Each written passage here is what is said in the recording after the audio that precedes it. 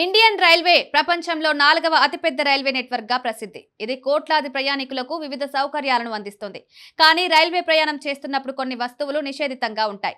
మీరు నిషేధిత వస్తువులను రైల్వేలో తీసుకువెళితే భారీ జరిమానా లేదా జైలు శిక్ష కూడా పొందవచ్చు. రైల్వే నిబంధనల ప్రకారం గ్యాస్ సిలిండర్లు, స్టవ్లు, మండే పదార్థాలు, పటాకులు, బలమైన వాసన వస్తువులు, ఎండు కొబ్బరికాయలు తీసుకెళ్లడం నిషేధం. ఎండు కొబ్బరికాయలు మండే స్వభావం కలిగి ఉండడంతో అగ్ని ప్రమాదం కలిగించే ప్రమాదం ఉంది.